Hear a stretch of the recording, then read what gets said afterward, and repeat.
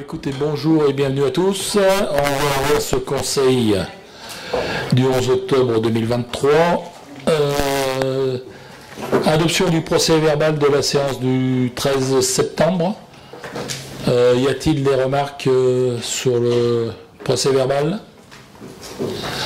Pas de remarques, on peut donc considérer qu'il est adopté. Vous n'aurez plus de, parce que la règle a changé, il n'y a plus de cahier à signer maintenant, il n'y a que le secrétaire de séance qui est désigné à chaque fois qui signera les délibérations. Pardon. Après, on n'a pas non plus de DIR ni de marché qui ont été faits depuis le 13 septembre.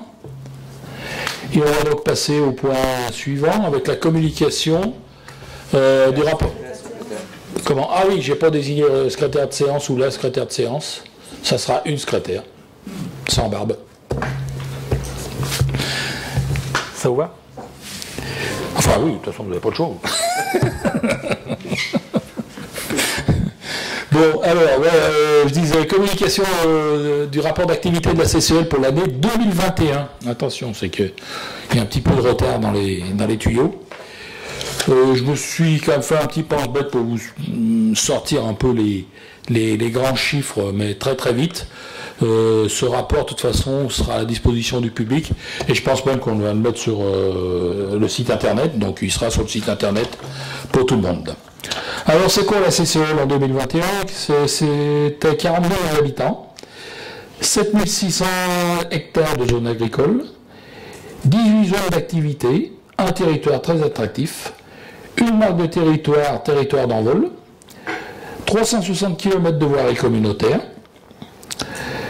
Si on fait un peu le focus sur notre commune, parce que vous verrez, il parle de toutes les communes, mais j'ai relevé quand même les plantations d'espaces verts en 2021. Il y a eu le jardin des Centaures qui a été fait, la rue de Brézin, la rue de Saint-Exupéry dans la zone artisanale et les entrées de ville. En aménagement, il a été fait la place de Cholet, la place du Dauphiné, la route de Plaine-les-FC et la route de Pont-de-Chiruy. Je reviens maintenant à des chiffres plus globaux de la CCL, avec par exemple les dépôts sauvages à la CCL. Ça a été quand même en 2021 947 tonnes de dépôts sauvages. Ça nous a coûté la modique somme de 309 000 €. En ce qui concerne le SMND, pour la CCL, c'est 11 000 tonnes d'ordures ménagères, 1500 tonnes de tri et 1200 tonnes de verre. Donc vous voyez que là, le tri, on a encore... enfin, je pense qu'on a monté, mais on baisse énormément en ordures ménagères et le tri monte pas mal, donc ça va bien dans le bon sens. On a un SIG, c'est un système d'information géographique qui est très performant, puisque maintenant il y a une personne dédiée à ça.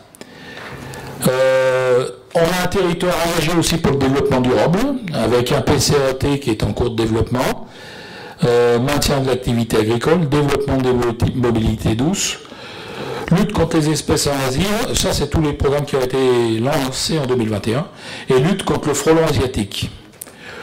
Au niveau habitat, 18 logements ont été rénovés ou adaptés, et 85 logements ont été aidés par des subventions en garantie d'emprunt, pour un montant de 406 000 €.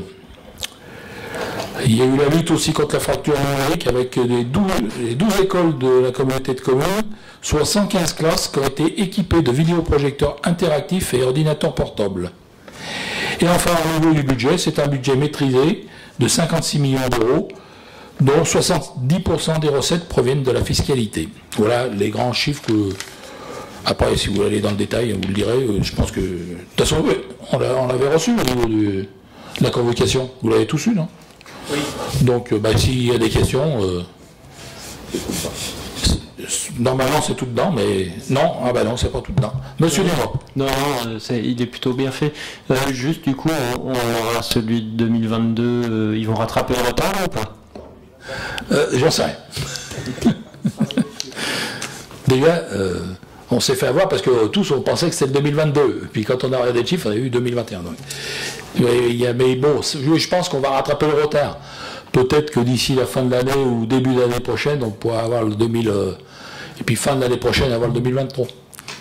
J'espère. Voilà. Bon, allez, après on continue. Avec l'administration générale, la mise en œuvre de gestion par flux des réservations des logements sociaux. Alors là, c'est un sujet très vaste qui nous occupe à l'habitat assez seul depuis de nombreux jours, de nombreux mois. C'est quelque chose qui est obligatoire à faire, qui sera mis en place au 1er janvier 2024. En fin de compte, jusqu'à maintenant, pour l'attribution des logements sociaux, c'était sur le stock. C'est-à-dire que quand on fait construire des logements sociaux, mettons non, enfin, je ne vais même pas vous dire de chiffres. Quand on fait construire des logements sociaux, avec les aides qu'on donne, CCL et communes, on peut avoir jusqu'à 50% de réservation. C'est quasiment, nous, ce qu'on a tout le temps, 50% de réservation. Ça, on l'aura toujours quand les logements seront neufs construits. Par contre, après, dès la première relocation, il va y avoir un système de gestion par flux, où là, ils vont prendre en considération, en fin de compte, le nombre de logements qu'on a justement en stock, qui va représenter, par exemple, si on a 50%, l'OPAC par exemple, on a 50%, on aura 50% en stock, on a 50% en stock, donc ils vont se reporter en flux, et là, n'importe quel appartement ou logement qui se libérera, mais qui soit réservé à la commune, ou réservé à l'État, ou réservé... on aura 50% du nombre de logements qui vont se libérer. Alors ça fait des calculs phénoménaux, et puis à la sortie, quand on s'aperçoit que on a tout juste 10% de taux de rotation à la CCL sur très peu de logements qui se libèrent par an, c'est une centaine de logements qui sont libérés par an. Une fois que vous avez enlevé tous les logements qui sont réservés aux mutations, ceux qui sont susceptibles d'être revendus ou d'être détruits, enfin bref, à la sortie, on parle de logements à l'unité, quoi. Mais l'avantage qu'il y a, c'est que par exemple dans nos communes, surtout à Colombier, quand on a des locataires que nous avons nommés nous, que nous avons amenés nous, bien souvent ils restent, et ils restent longtemps. Donc chez nous, nos logements à nous, il n'y a aucun taux de rotation quasiment. L'avantage, c'est qu'on aura droit à un pourcentage sur les autres qui vont se libérer, qui sont des logements d'État, voilà. Donc c'est le seul peut-être avantage qu'on peut avoir. Mais je vous dis, on parle de logements à l'unité à l'échelle de la CCL. C'est quelque chose qui va peut-être marcher au niveau de la métropole de Lyon, mais chez nous, il n'y a pas assez de turnover pour pouvoir mettre des machines, des usines à gaz pareil, quoi. Enfin bon, c'est comme ça. Donc c'est quelque chose qui va rentrer en vigueur au 1er janvier 2024, que l'on vote nous aujourd'hui, qui sera voté à la CCL.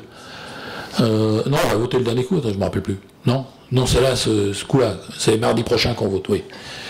Et du coup, j'arrive plus à... donc voilà, il suffit de voter ça si vous le voulez. Est-ce que vous avez des questions? Madame Laga. Oui, je voudrais savoir si la situation des locataires actuels sera réexaminée au terme de leur bail. Ceux qui sont déjà dans les logements sociaux sur la commune, au terme de leur bail, est-ce que, comme il y a une nouvelle grille de notation, est-ce que leur situation sera réexaminée ou est-ce que ils prolongent le bail? Ceux qui ont un bail, on peut pas... Mais de toute façon, en plus, c'est pas nous qui gérons, là, c'est les bailleurs.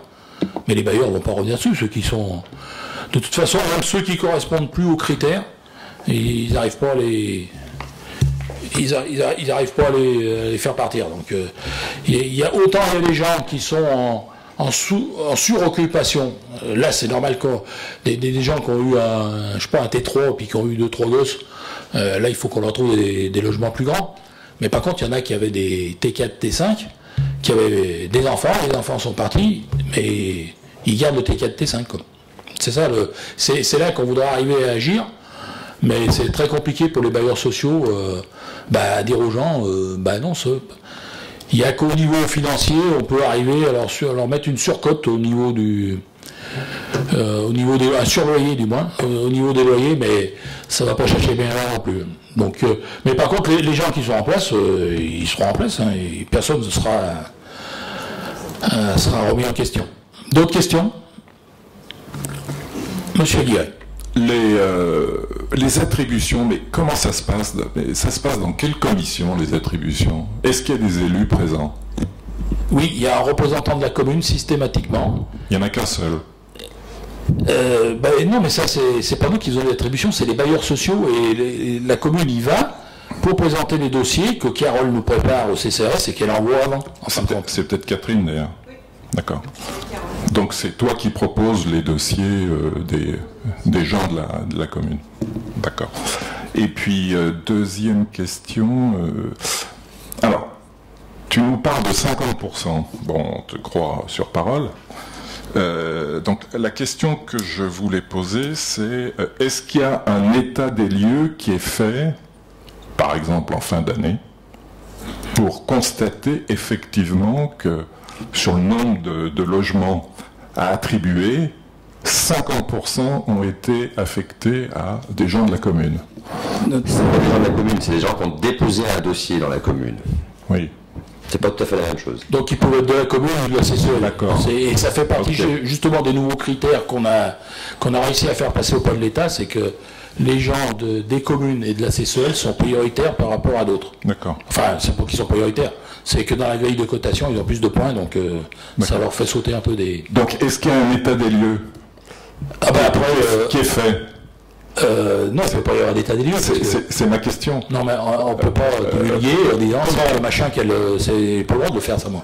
Non, mais c'est les bailleurs. Hein. Je te parle pas d'une liste nominative, mais est-ce qu'en fin d'année, par exemple, on peut faire le constat, effectivement, il y a 50% qui ont été déposés sur la commune de Colombier-Sud, qui ont été attribués. Voilà, ils ont été attribués, les dossiers, les 50%. Mais à la fin de l'année, ils sont preuves. Il faut une preuve. Ça, pourquoi une preuve? Tout se mesure. Mais non, ça peut être... non, mais de toute façon, c'est quelque chose que les bailleurs ne voudront pas faire, ça c'est sûr. On parle de 50, si c'est 40 ou si c'est 30, c'est pas la même chose. Non, c'est 50. C'est 50. Et tu peux demander à Catherine. Donc il n'y a pas de dossiers qu'on présente, ils sont reçus. Il n'y a pas de constat de fait, quoi. Ah ben. Il n'y a pas de constat, mais généralement, les gens de Colombier qu'on présente, les gens sont pris. Généralement. Même très très souvent. Généralement.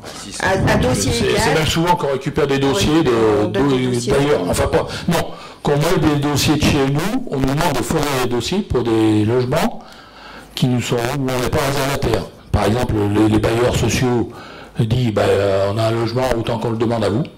On a un logement qui se libère dans notre stock autant qu'on le demande à la commune. Ça arrive aussi l'État de temps en temps qui n'arrivent pas à mettre des gens dedans, donc ils nous disent d'envoyer des dossiers. Et donc on a peut-être même sûrement plus, bien plus haut que 50%. Oui, mais s'il n'y a pas de constat de fait, on ne le saura pas. Non, on ne saura pas. Pour faire un constat, il faut mettre des dossiers et les bailleurs, quand ils ont un dossier, attention, c'est une commission où on n'a pas le droit de parler de nom, on parle de rien, on parle de dossier. Non mais d'accord, je suis bien d'accord. Et maintenant, bon, si tu ne me crois pas que je te dis qu'on a pas loin de 70% des gens de la commune ou de la CCE ou des travailleurs qui sont sur la commune. Je pose une question, étant donné qu'on met la main à la poche, voilà, est-ce qu'on a l'assurance qu'il y a bien 50%? Oui. Moi je l'ai l'assurance, et donc je vous le dis. Et pourtant j'y vais pas aux commissions d'attribution, puisque c'est très traité. Catherine, tu confirmes? Bon. Confirme. Pourtant j'ai appuyé. Madame Wauquiez. Concernant le pourcentage qui est attribué à chaque commune dans le projet, donc c'est surligné en jaune, on n'a pas les pourcentages qui sont représentés, enfin qui sont notifiés. Et on les aura plus tard puisque les conventions avec les bailleurs n'ont pas été signées. Donc là, je les ai reçus, là, ça fait 15 jours que je les reçois tous. On est d'accord sur les chiffres, donc maintenant on leur envoie la convention à signer. Après, la CCL la signe, et là, on aura le pourcentage qui sera attribué. Et ce fameux pourcentage sera revu tous les ans, en fin de compte. Parce que, comme il y a une augmentation des logements sociaux, automatiquement, il va y avoir une augmentation du pourcentage des flux. Mais Là, pour le moment, c'est encore pas, parce que j'ai reçu le dernier lundi, donc dernier bailleur lundi, donc on n'a encore pas pu. Et surtout, non, c'est que le préfet doit d'abord signer avec les bailleurs sociaux, et après, on aura le droit de signer avec les bailleurs, nous. Seulement le préfet devait signer le 23 septembre, et ils ont annulé, ils n'ont toujours pas signé. Donc, et il faut qu'on ait tout signé avant le 24 novembre, pour une mise en place au premier. Bon, enfin ça c'est comme d'habitude, on va sûrement peut-être se déplacer la nuit pour les signer, je sais pas, je sais. Voilà. D'autres questions, Monsieur Aguirre? Non, j'ai pas de questions. S'il n'y en a pas d'autres, je voudrais juste rajouter que, bon, étant donné que c'est pas très clair, on va pas voter contre, mais on va s'abstenir. Ça, on a l'habitude. C'est pas grave. Eh ben donc, s'il n'y a plus d'autres questions, on va donc passer au vote. Qui est contre? Qui s'abstient? Eh ben donc, adopté à l'unanimité, puisque... Non, puisqu'ils n'ont pas voté. Ils sont abstenus. C'est donc à l'unanimité.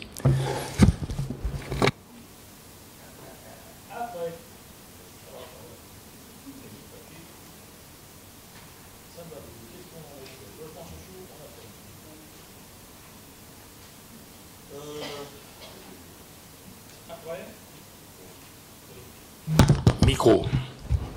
On en est en finance avec la révision d'équilibre des attributions de compensation. Donc là aussi, ces attributions de compensation sont théoriquement fixées dans le marbre, mais il y a toujours un ajustement, parce que par exemple le FPIC a changé. Donc faites voir le tableau s'il vous plaît. Donc vous apercevez que Colombey et Genos, on perd un petit peu au niveau du FPIC. Et autrement, dans l'enveloppe solidaire, là, nous, on n'est pas concernés avec Genos, ni Saint-Pierre-de-Chandieu d'ailleurs. Et là, en fin de compte, c'est parce qu'il y a des mouvements de population dans les communes, il y a des paramètres qui ont changé. Donc, vous voyez, mais ça fait, après, c'est des changements, soit de 1000 à 3000 ou 4000 euros, quoi. Et nous, de 4000 ou 5000, 6000 à nous, non, 4000 pour nous, 6000 pour Genos. 5000 pour nous et 6000 pour Genos au niveau du FPIC. Mais notre attribution de compensation s'élève quand même à 4 039 532 €. Avez-vous des questions? Pas de questions? On passe au vote. Qui est contre? Qui s'abstient? Elle va donc adopter à l'unanimité. Après, modification du tableau des effectifs. Alors, on m'avait dit qu'il faut voter qu'une fois. Hein. J'ai bien écouté. Alors d'abord, il est proposé les modifications suivantes. Suppression d'un poste d'adjoint administratif territorial, poste de graphiste à 21 heures par semaine, avec derrière création d'un poste permanent d'adjoint administratif territorial pour le poste de graphiste à 28 heures par semaine. Donc c'est une augmentation du temps de travail. La modification du poste actuel de graphiste à 21 heures par semaine à un poste de graphiste à 28 heures par semaine à compter du 7 décembre 2023 sur le grade d'adjoint administratif permettrait d'une part de répondre à la nécessité de concevoir une communication culturelle structurante autour de la mémoire des arts de la culture, de sa salle de spectacle et de l'ensemble des manifestations et événements portés par la commune. Et d'autre part de mettre en place une communication interne qui avait disparu et qu'on veut remettre en place, adaptée à notre collectivité. Outre son rôle informatif, la communication interne contribue à la qualité des échanges et des relations entre les agents. La communication ne consiste pas uniquement à transmettre des informations dites descendantes, mais aussi de la création d'outils adaptés à la remontée d'informations. Deuxième poste, suppression d'un poste d'adjoint technique territorial, poste d'agent de restauration polyvalente à 30 heures par semaine, avec création d'un poste permanent d'adjoint technique territorial à temps complet. Depuis l'ouverture du nouveau restaurant scolaire en avril 2022, une première organisation a été mise en place. Aujourd'hui, la collectivité dispose du recul nécessaire, fonctionnement total sur l'année scolaire 2022-2023, pour consolider cette organisation et pour s'assurer de manière optimale les missions confiées au service restauration. C'est à ce titre qu'il apparaît nécessaire d'augmenter le temps de travail d'une des 4 agentes de restauration en poste. Et enfin, ouverture d'un poste de responsable pôle bâtiment voirie, mécanique et adjoint des services techniques dans le code d'emploi des agents de maîtrise territoriaux et des techniciens territoriaux à compter du 1er janvier 2024. Suite à la démission du responsable pôle bâtiment, voirie mécanique et adjoint des services techniques. Alors, c'est pas une démission parce qu'il est en colère, c'est une démission parce qu'il était reconnu travailleur amiante et il est obligé de démissionner. Bref, ça se passe comme ça dans l'administration. Donc, d'ailleurs, ça lui fait bien de la peine de partir. C'est Frédéric Guinet pour pas le nommer. Mais ça lui fait bien de la peine de partir. Il n'avait pas vu de partir dans 2 ans, mais comme il était reconnu travailleur amiante, automatiquement, il est obligé de passer par là. Alors, c'est ça, alors, afin qu'il puisse bénéficier de l'allocation des travailleurs de l'amiante, il est nécessaire d'ouvrir ce poste dans les codes d'emploi des agents de maîtrise territoriaux et des techniciens territoriaux en vue de recruter un profil en adéquation aux compétences attendues. Alors, des questions. Monsieur Dumont, pardon. Oui, sur le dernier poste, donc il y a un monsieur qui démissionne, du coup son poste est supprimé et vous en créez un pour le remplacer, c'est ça? Non, c'est parce qu'on a mis un grade supplémentaire en fin de compte, parce que ne faut pas se bloquer au niveau du recrutement. Si on tombe sur un technicien, il faudrait. C'est pour ça qu'on crée ce poste d'agent de maîtrise ou de technicien territorial, de façon à ce qu'on puisse recruter quelqu'un de compétent, qui va en fin de compte remplacer Fred, mais remplacer Fred qui est là depuis des années et des années, qui connaît tellement le secteur qu'il faut que maintenant on ait vraiment quelqu'un qui soit très compétent au niveau technique et administratif. De façon à pouvoir remplacer Fred qui, lui, bien souvent, Fred, il sait qu'il y a un robinet là-bas sous la plaque à tel endroit, mais c'est marqué nulle part, et ça, il faut le savoir. Et donc vous créez un poste à un grade différent, et donc le poste de la personne qui démissionne, lui, il est supprimé. Non, il sera supprimé après.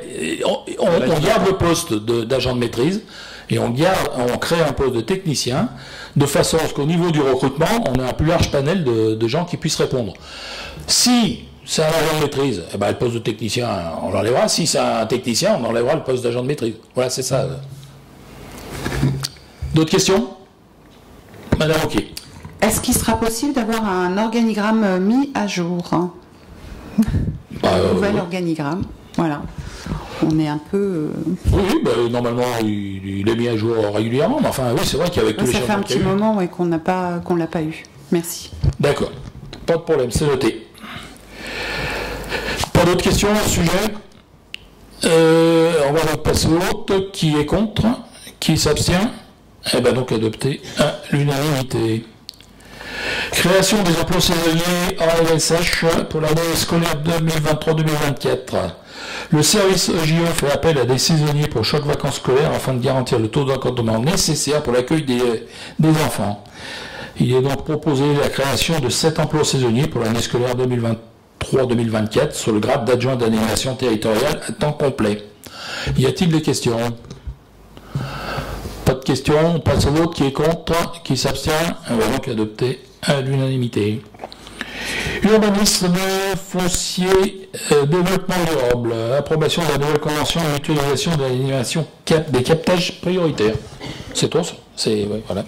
C'est pas marqué. Alors, sur notre territoire, sur le territoire du SDAGE, donc le schéma d'aménagement et de gestion des eaux, sur le périmètre Rhône-Méditerranée-Corse, on a 11 captages prioritaires qui ont été identifiés sur 2022-2027. Sur ces 11 captages prioritaires, il y a 7 gestionnaires différents. Et pour notre commune, c'est le captage de la Bourbre. En 2014, il y a un poste d'animateur captage qui a été créé, qui était porté initialement par Colombier-Saunieux et qui ensuite a été porté par l'IPAGE de la Bourbre, qui était à l'époque le syndicat mixte d'aménagement du bassin de la Bourbre. Et l'objectif de ce poste, c'était de construire, d'animer le programme d'action pour reconquérir la qualité de l'eau pour la consommation humaine. Donc ces postes d'animateurs sont financés par l'agence de l'eau et par les différents gestionnaires, donc par les 7 gestionnaires. Et plusieurs conventions successives pour porter cette animation ont été signées par les différents gestionnaires. et la dernière en date de 2021-2023. Les conventions successives ont défini les modalités techniques et financières de cette animation.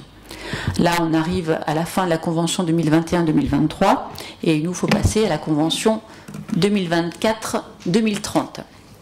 Donc, ce qui est proposé, c'est qu'afin de poursuivre la mise en œuvre des programmes d'action élaborés et validés, il est proposé de renouveler cette animation à 2 postes, qui ne sont pas pour notre captage, mais mutualisés à l'échelle des 11 captages prioritaires, donc pour les 7 gestionnaires. Donc, ce qui a été proposé, c'est une convention sur la période 2024-2030 en prenant en compte chaque gestionnaire. Donc la commune de Colombier-Saunieux pour le Puy de Reculon, et ensuite la commune de Grenay, la CAPI, le syndicat des eaux de la Plaine et des collines du Cattelan, la communauté de communes des Vals du Dauphiné, le syndicat mixte des eaux de la région de Biol et la communauté de communes des Balcons du Dauphiné. Donc la convention de mutualisation qui est proposée, elle a été jointe à la note de synthèse qui vous a été envoyée. L'idée, c'est que ce soit une durée de 84 mois, soit 7 ans, pour assurer à ces animateurs suffisamment de visibilité pour se positionner et rester, avec effet au 1er janvier 2024. Donc les montants qui s'affichent dans le tableau, c'est après déduction des subventions accordées par l'agence de l'eau.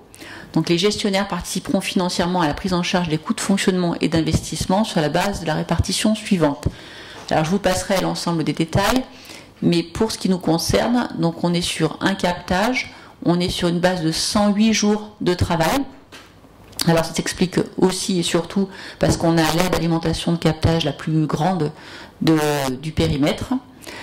Ce qui est proposé, c'est qu'on finance à hauteur de 24% pour un montant annuel, donc pour 2024, de 7 961 €. Le montant total est de 33 169 €, donc hors par agence de l'eau. Voilà. Et cette répartition tient compte de la mutualisation que nous avons faite sur l'animation avec la communauté de communes des Balcons du Dauphiné. Donc le nombre de jours, il est basé sur un retour d'expérience, une application de ce qu'il y a eu sur la convention 2021-2023, et ce nombre de jours est recalculé chaque année lors du COPIL annuel gestion des captages qui aura lieu, je crois que c'est début novembre. Donc en conséquence, il est proposé au conseil municipal d'approuver la poursuite de la démarche de mutualisation pour l'animation des captages, d'autoriser M. le maire à signer la convention de mutualisation et les avenants se rapportant à cette mutualisation, uniquement si les modifications financières ne concernent pas la structure représentée, de donner tout pouvoir à l'ARP pour la mise en œuvre de cette décision et de dire que les crédits correspondants seront inscrits au budget. Avez-vous des questions? Pas de questions? On passe donc au vote. Qui est contre? Qui s'abstient? Donc adopté à l'unanimité. On en revient maintenant avec l'acquisition de la voirie et les espaces. Ah non, j'ai dû sauter une page, non? Il me semblait que j'avais pris 2 pages à la fois. Excusez-moi. Acquisition de la parcelle ZT59. C'est Georges qui nous présente ça. Par courrier en date du 18 décembre 2014, la commune s'est engagée à faire acquisition de la parcelle cadastrée ZT59 d'une contenance de total de 5902 m² à monsieur et madame Rist. À l'époque, la parcelle était classée en zone agricole au plan local d'urbanisme. La vente ne s'est pas faite. Depuis la révision du PLU en 2017, cette parcelle est classée en zone AUE au PLU en vigueur, ce qui implique que toute autre occupation et utilisation du sol non liée aux équipements d'intérêt collectif et de services publics sont interdits. De plus, un emplacement réservé R5 pour l'extension des équipements sportifs ou de loisirs grève la dite parcelle. La commune souhaitant réaliser un projet d'aménagement, il est proposé d'écrire la parcelle ZT59 en jaune sur le plan. C'est la parcelle qui se trouve en bout d'un côté il y a le City Stade et de l'autre côté tout au fond vers la haie, c'est la parcelle qui est là, qui est aujourd'hui travaillée par M. Copenin. Étant entendu que l'avis du pôle d'évaluation domanial n'est pas obligatoire pour cette acquisition, le prix est proposé à 7 € du mètre carré. La procédure d'acquisition n'ayant jamais été engagée, les propriétaires ont renouvelé leur demande. La commune ayant un projet d'aménagement, il est proposé au conseil municipal d'autoriser Monsieur le maire à procéder à l'acquisition de la parcelle ZT59 au prix de 41 314 €. Les frais afférents à cette vente seront supportés par la commune. Avez-vous des questions? Pas de questions. Monsieur Dumont. Dans le cas présent, là, ce sont les propriétaires qui sont revenus vers vous? D'accord. Pas d'autres questions? On passe donc au vote. Et qui est contre? Qui s'abstient? Eh bien donc adopté à l'unanimité. On en a donc l'acquisition de la voie et des espaces verts du lotissement des FC, et c'est toujours Georges. L'entreprise Terrabita Aménagement a obtenu un permis d'aménager numéro 69 299 18 00002 le 13 décembre 2018 pour l'aménagement d'un lotissement de 8 lots, dont un destiné à recevoir 4 logements locatifs sociaux. Les travaux d'aménagement de ce lotissement étant achevés et la cession de la voirie et des 2 espaces verts ayant été convenus avec le porteur de projet, la commune souhaite acquérir la voirie et les espaces verts du dit lotissement. Elle en assurera donc l'entretien quotidien. Ainsi, il y a lieu de procéder à la cession des parcelles ci-après désignées en jaune sur le plan. Parcelle A1478 d'une contenance de 113 m² correspondant à l'emprise de l'espace vert. Parcelle A1469 d'une contenance de 1055 m² correspondant à l'emprise de la voirie et de l'espace vert situé au bout de la rue du Verger.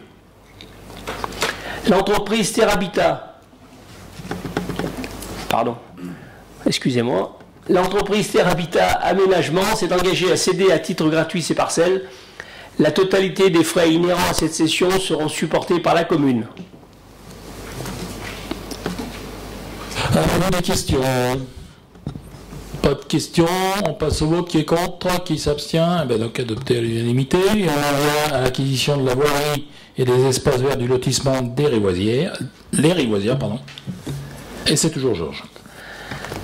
L'entreprise Canova a déposé un permis de construire numéro 69 299 16 00002, accordé le 7 avril 2016, puis un permis modificatif accordé le 18 octobre 2016, pour l'aménagement et la construction de 16 logements. Les travaux de construction étant achevés et la cession de la voirie de la venelle arrière et des 2 espaces verts ayant été convenus avec le porteur de projet, la commune souhaite acquérir la voirie, la venelle arrière et les espaces verts de l'ensemble immobilier. Elle en assurera l'entretien quotidien. Ainsi, il y a lieu de procéder à la cession de la parcelle ci-après désignée, parcelle C1374 d'une contenance de 1418 m² correspondant à l'emprise de la voirie, de la venelle arrière et des espaces verts, selon plan établi en date du 23/9/2023 par le cabinet Ratlad et Petit Homme. En bleu, sur donc les parties qui sont rétrocédées à la commune, c'est les parties en bleu. Donc l'avant des logements, c'est à droite et la venelle est à gauche. L'entreprise Canova s'est engagée à céder à titre gratuit ces parcelles. La totalité des frais inhérents à cette cession seront supportés par la commune. Avez-vous des questions? Pas de questions. On passe au vote. Qui est contre? Qui s'abstient? Donc adopté à l'unanimité. On vient d'arriver à la fin de ce conseil, on en arrive aux questions diverses. Moi j'ai une question et une réponse du dernier conseil. On vous a tous alertés sur la commission de contrôle des listes électorales, puisqu'on cherchait des volontaires pour en faire partie. Il faut des représentants de l'opposition et des représentants de la majorité, et les gens de l'exécutif n'ont pas le droit d'y aller. Donc c'est assez compliqué. Il nous faut combien de personnes? 2 titulaires, 2 titulaires, 2 suppléants. 5 et 3. Ah.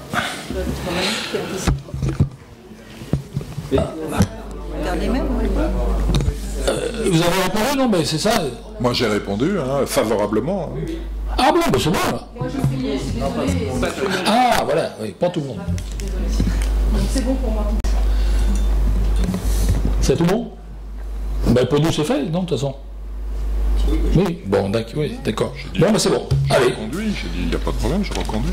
Et puis, un autre point que je voulais aborder aussi pour répondre à une question de Pascal Aguirre du dernier cours à propos du SMND. Alors, le nettoyage des points d'apport volontaires, les bennes de points d'apport volontaires, pour les ordures ménagères se font 2 fois par an. Et c'est en mai et en octobre. Et pour le tri, ça se fait 1 fois par an.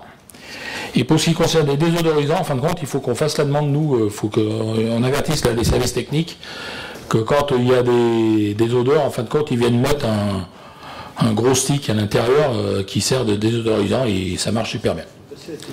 Voilà la réponse. Je veux juste apporter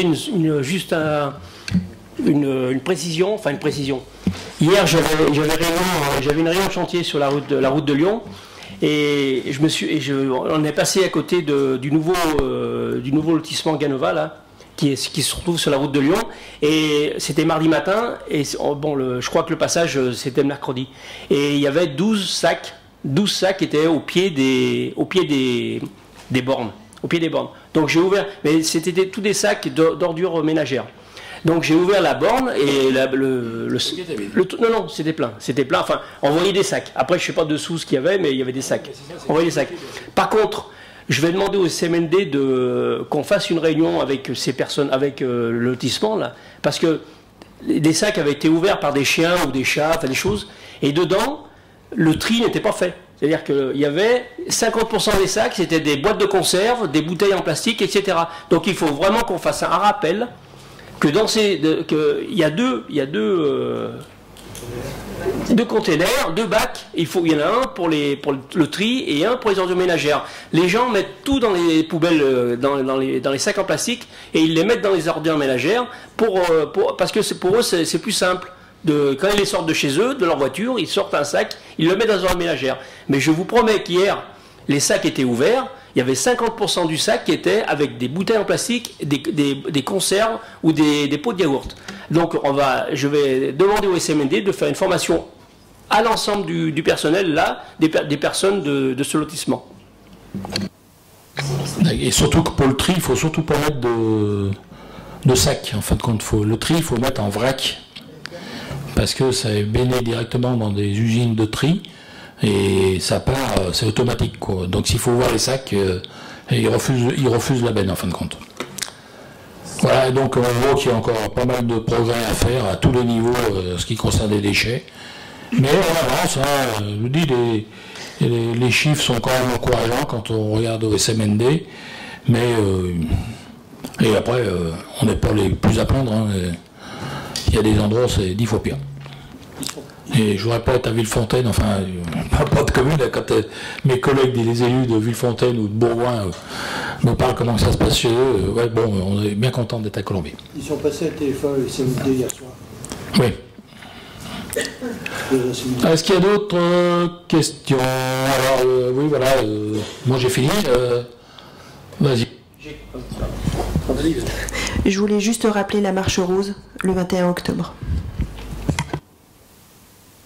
On a eu une question, enfin 2 questions le dernier conseil concernant le passage en LED de l'éclairage public. Donc je voulais juste deux choses concernant la question technique qui était posée. Les LED utilisées sont de qualité 2700K, c'est-à-dire qu'elles restituent parfaitement le rendu des couleurs avec un IRC, donc indice de rendu de couleur, supérieur à 70. La couleur qui sort des LED, maintenant, avec la technique qui a évolué, ce sont des blancs chauds. Au début, c'était des blancs froids, maintenant, c'est des blancs chauds. Donc, ils sont de meilleure qualité et le rendu de la couleur est meilleur. Ensuite, la durée de vie est de 100 000 heures. Les températures de fonctionnement, c'est entre moins 30 degrés et plus 40, et avec possibilité de commander la puissance à distance. Voilà. L'étude économique. L'étude économique, ce sont 800 points lumineux qui vont être changés dans les 2 mois dans les 2 mois courants, et 41 armoires d'alimentation qui sont remises à niveau, pour un total de travaux de 661 000 € payés par le SIDER, et avec un abattement de 45% pour la commune de Colombey-Saugneuse, qui fait 444 000 € pour la commune. En sachant qu'on a demandé un paiement sur 15 ans de 32 484 € sur 15 ans, Ce qui fait pour la commune, le coût total au bout de 15 ans sera de 487 250 €. En sachant que le gain en kilowattheure sera de moins 72%, c'est-à-dire qu'on consommera moins 72% de courant en moins sur l'éclairage public. Le gain en consommation est de 95 000 € par an, avec le prix actuel de 0,12 € le kilowatt. Ce qui fait un retour sur investissement. Pardon ? Ah non. Ce qui fait un retour sur investissement de 5 ans. Aujourd'hui, à la date d'aujourd'hui, il y a 350 luminaires qui ont été changés. Donc, il y a encore un mois de travail, en gros, sur les luminaires.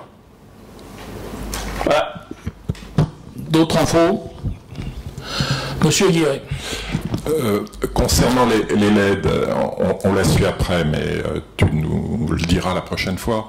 En fait, la question qui nous avait été posée par un ami des animaux et des chauves-souris, apparemment, il y a un type de LED qui perturbe les chauves-souris. Donc, en fait, c'était ça la question. C'est un peu léger, c'est plus léger là. C'est les LED qui perturbent beaucoup, c'est celles qui vont en plus de 4000 K. Et là, on est à 2700. Voilà.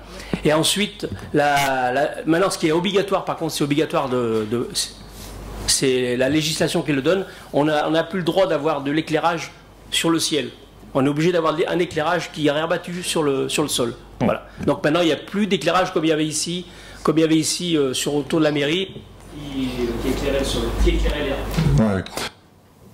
D'ailleurs, c'est vrai, j'ai remarqué, puisque le carrefour Berthier a été traité là récemment, et je regardais, c'est vrai que c'est moins lumineux. Hein. Devant chez moi, c'est pas traité, mais ça va l'être. Mais c'est vrai que chez Berthier, il y a beaucoup moins de lumière, c'est vrai. Elle est différente. C'est plus agressif. Voilà. Merci beaucoup pour tous ces chiffres. C'est une très bonne chose, ces changements. Du coup, j'avais juste une question en plus à propos des chiffres, forcément. 800 points lumineux, c'est le nombre de points lumineux total sur la commune ou il y en a d'autres? Non, le nombre total, c'est 1400 points. Mais il y en a déjà qui sont en LED. Les 800 points, c'est les 800 points qui sont de passage normal en LED.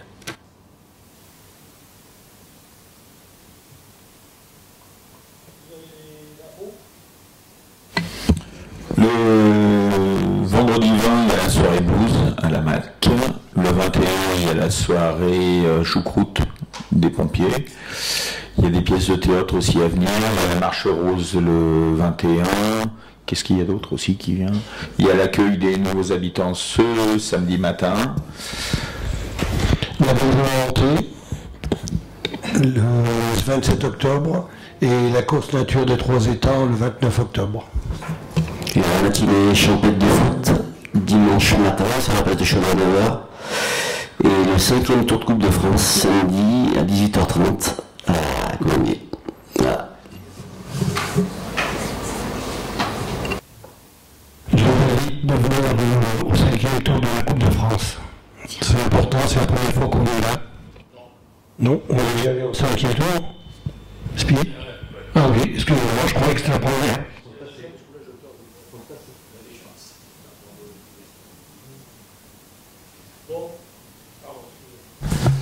Il n'y a pas d'autres questions. On va donc passer la parole au public, si le public a des questions à poser. Pas de questions dans le public. Eh bien alors, il me reste qu'à vous souhaiter à tous une très bonne soirée.